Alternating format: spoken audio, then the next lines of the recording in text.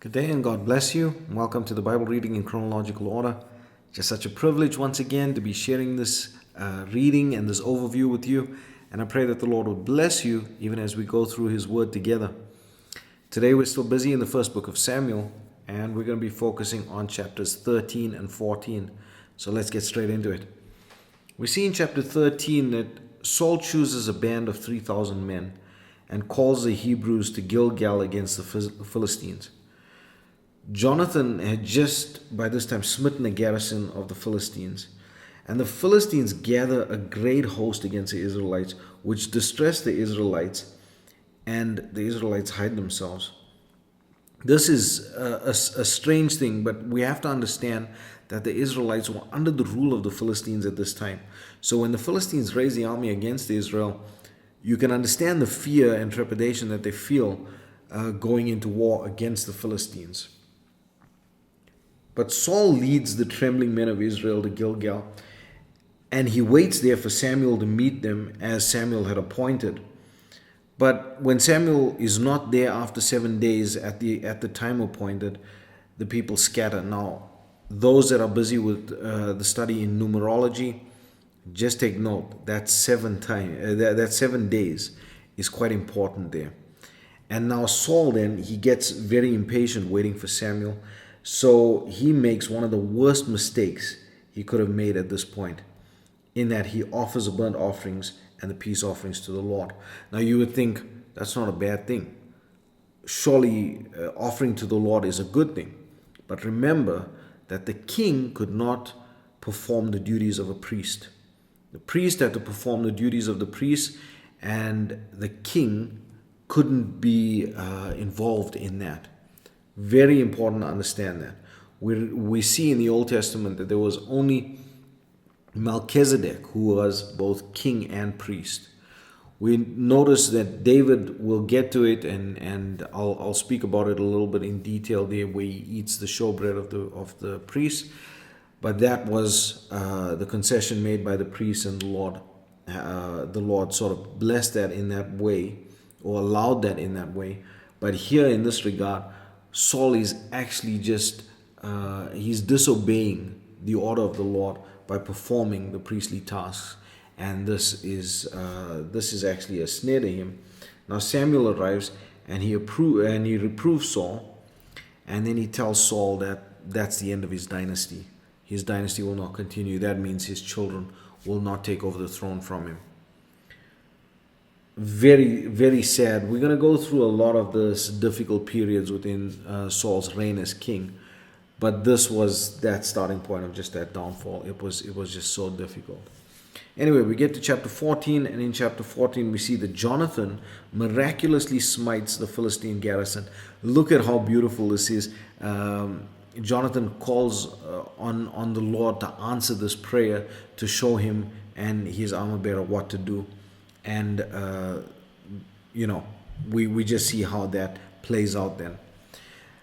And then we see that an earthquake and a very great trembling in the field caused the Philistines to turn against themselves in terror. And the Israelites that had previously joined the Philistine army, that were now fighting with the Philistines, even they turned back. And they start slaying the Philistines, and they go back to the Israeli army. And even the Hebrews that hid themselves, they're now chased after the Philistines. And then Saul makes a decree, a strange decree, that no one must eat anything. And even though the people were at war at this time, he sort of ordinates a fast in that regard. Jonathan, in his ignorance, he eats of this honey that he finds on the floor. And then the people start eating. Jonathan says he was enlightened. So when the people are hungry and they're fighting in a war and stuff like that, you can imagine. They were very tired, feeling faint, all of those things. And Jonathan, after eating the honey, he was rejuvenated. He was enlightened. And so he tells the people, whoa, imagine what kind of a victory the Lord would wrought here in this place if we just eat and we were full. And then the people start killing and eating. But they were eating the meat with the blood in it, and we saw that in the Levitical law that this was not allowed. In the Mosaic law, there was no such thing as eating blood. So Saul then, he tells the people, "Whoa, bring your oxen, let's kill and eat, let's eat and not sin against the Lord by eating the blood." And then we see that Saul says, "Okay, now that we've eaten and stuff, we've got the energy, we can go against the Philistines tonight." And he goes up and he prays to the Lord, "Lord, can we go up to the Philistines tonight?" And the Lord refuses to answer him. So Saul is angry. He is really upset at this point. And he wants to know who upset the Lord. Who ate, who did this thing. And he said, even if it's Jonathan, I'll kill him. And to find out then that it was Jonathan, and Saul was ready to put Jonathan to death in that regard. And then the people, the children of Israel, they saved Jonathan alive. So that's the reading today. You go through a bit of the Saul's family at the end of the chapter, but we'll end with the overview here. I pray that the Lord will bless you and keep you. May His face shine upon you. May He give you peace. God bless you as you enjoy the reading today. Chapter 13. Saul reigned 1 year, and when he had reigned 2 years over Israel, Saul chose him 3,000 men of Israel, whereof 2,000 were with Saul in Michmash and in Mount Bethel, and 1,000 were with Jonathan in Gibeah of Benjamin, and the rest of the people he sent every man to his tent. And Jonathan smote the garrison of the Philistines that was in Geba, and the Philistines heard of it. And Saul blew the trumpet throughout all the land, saying, Let the Hebrews hear. And all Israel heard say that Saul had smitten the garrison of the Philistines, and that Israel also was had an abomination with the Philistines. And the people were called together after Saul to Gilgal. And the Philistines gathered themselves together to fight with Israel, 30,000 chariots and 6,000 horsemen, and people as the sand which is on the seashore in multitude. And they came up and pitched in Michmash, eastward from Bethaven. When the men of Israel saw that they were in a strait, for the people were distressed, then the people did hide themselves in caves, and in thickets, and in rocks, and in high places, and in pits. And some of the Hebrews went over Jordan to the land of Gad and Gilead. As for Saul, he was yet in Gilgal, and all the people followed him trembling. And he tarried 7 days, according to the set time that Samuel had appointed. But Samuel came not to Gilgal, and the people were scattered from him. And Saul said, Bring hither a burnt offering to me, and peace offerings. And he offered the burnt offering. And it came to pass, that as soon as he had made an end of offering the burnt offering, behold, Samuel came. And Saul went out to meet him, that he might salute him. And Samuel said, What hast thou done? And Saul said, Because I saw that the people were scattered from me, and that thou camest not within the days appointed, and that the Philistines gathered themselves together at Michmash. Therefore, said I, the Philistines will come down now upon me to Gilgal, and I have not made supplication unto the Lord. I forced myself, therefore, and offered a burnt offering. And Samuel said to Saul, Thou hast done foolishly. Thou hast not kept the commandment of the Lord thy God, which he commanded thee. For now would the Lord have established thy kingdom upon Israel forever, but now thy kingdom shall not continue.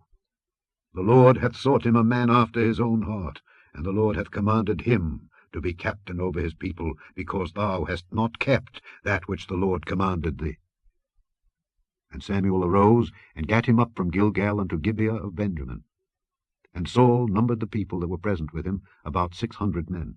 And Saul and Jonathan his son, and the people that were present with them, abode in Gibeah of Benjamin, but the Philistines encamped in Michmash. And the spoilers came out of the camp of the Philistines in 3 companies. 1 company turned unto the way that leadeth to Ophrah, unto the land of Shual, and another company turned the way to Bethhoron, and another company turned to the way of the border that looketh to the valley of Zeboim toward the wilderness.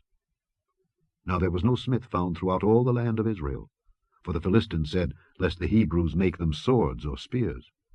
But all the Israelites went down to the Philistines, to sharpen every man his share, and his coulter, and his axe, and his mattock. Yet they had a file for the mattocks, and for the coulters, and for the forks, and for the axes, and to sharpen the goads. So it came to pass in the day of battle, that there was neither sword nor spear found in the hand of any of the people that were with Saul and Jonathan. But with Saul and with Jonathan his son was there found. And the garrison of the Philistines went out to the passage of Michmash. Chapter 14. Now it came to pass upon a day that Jonathan the son of Saul said unto the young man that bare his armour, Come, and let us go over to the Philistines' garrison that is on the other side. But he told not his father. And Saul tarried in the uttermost part of Gibeah under a pomegranate tree which is in Migron. And the people that were with him were about 600 men. And Ahiah, the son of Ahitub, Ichabod's brother, the son of Phinehas, the son of Eli, the Lord's priest in Shiloh, wearing an ephod. And the people knew not that Jonathan was gone.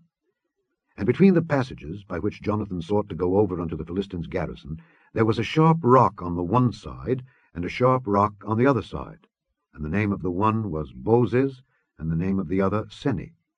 The forefront of the one was situate northward, over against Michmash, and the other southward, over against Gibeah.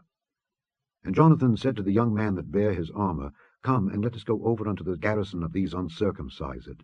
It may be that the Lord will work for us, for there is no restraint to the Lord to save by many or by few. And his armour-bearer said unto him, Do all that is in thine heart. Turn thee, behold, I am with thee according to thy heart. Then said Jonathan, Behold, we will pass over unto these men, and we will discover ourselves unto them. If they say thus unto us, Tarry until we come to you, then we will stand still in our place, and will not go up unto them. But if they say thus, Come up unto us, then we will go up, for the Lord hath delivered them into our hand. And this shall be a sign unto us. And both of them discovered themselves unto the garrison of the Philistines. And the Philistines said, Behold, the Hebrews come forth out of the holes where they had hidden themselves. And the men of the garrison answered Jonathan and his armour-bearer, and said, Come up to us, and we will show you a thing. And Jonathan said unto his armour-bearer, Come up after me, for the Lord hath delivered them into the hand of Israel. And Jonathan climbed up upon his hands and upon his feet, and his armour-bearer after him, and they fell before Jonathan, and his armour-bearer slew after him. And that first slaughter which Jonathan and his armour-bearer made was about 20 men, within as it were an half acre of land, which a yoke of oxen might plough. And there was trembling in the host, in the field, and among all the people. The garrison and the spoilers, they also trembled, and the earth quaked. So it was a very great trembling.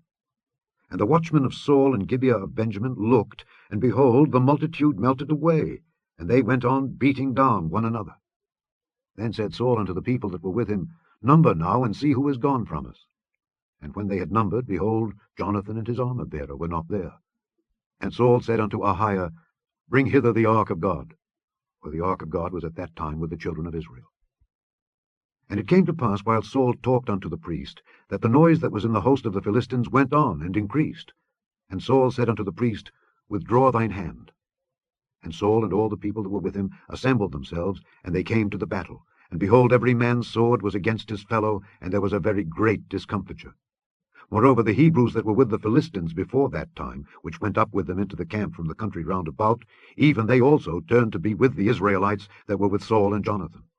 Likewise all the men of Israel which had hid themselves in Mount Ephraim, when they heard that the Philistines fled, even they also followed hard after them in the battle. So the Lord saved Israel that day, and the battle passed over unto Bethaven. And the men of Israel were distressed that day, for Saul had adjured the people, saying, Cursed be the man that eateth any food until evening, that I may be avenged on mine enemies. So none of the people tasted any food. And all they of the land came to a wood, and there was honey upon the ground. And when the people were come into the wood, behold, the honey dropped, but no man put his hand to his mouth, for the people feared the oath. But Jonathan heard not when his father charged the people with the oath. Wherefore he put forth the end of the rod that was in his hand, and dipped it in an honeycomb, and put his hand to his mouth, and his eyes were enlightened. Then answered one of the people, and said, Thy father straitly charged the people with an oath, saying, Cursed be the man that eateth any food this day. And the people were faint. Then said Jonathan, My father hath troubled the land. See, I pray you, how mine eyes have been enlightened, because I tasted a little of this honey. How much more, if haply the people had eaten freely today of the spoil of their enemies which they found? For had there not been now a much greater slaughter among the Philistines? And they smote the Philistines that day from Michmash to Aijalon, and the people were very faint. And the people flew upon the spoil, and took sheep and oxen and calves, and slew them on the ground. And the people did eat them with the blood. Then they told Saul, saying, Behold, the people sin against the Lord, in that they eat with the blood. And he said, Ye have transgressed. Roll a great stone unto me this day. And Saul said, Disperse yourselves among the people, and say unto them, Bring me hither every man his ox, and every man his sheep, and slay them here, and eat, and sin not against the Lord in eating with the blood. And all the people brought every man his ox with him that night, and slew them there. And Saul built an altar unto the Lord. The same was the first altar that he built unto the Lord. And Saul said, Let us go down after the Philistines by night, and spoil them until the morning light, and let us not leave a man of them. And they said, Do whatsoever seemeth good unto thee. Then said the priest, Let us draw near hither unto God. And Saul asked counsel of God, Shall I go down after the Philistines? Wilt thou deliver them into the hand of Israel? But he answered him not that day. And Saul said, Draw ye near hither, all the chief of the people, and know and see wherein this sin hath been this day.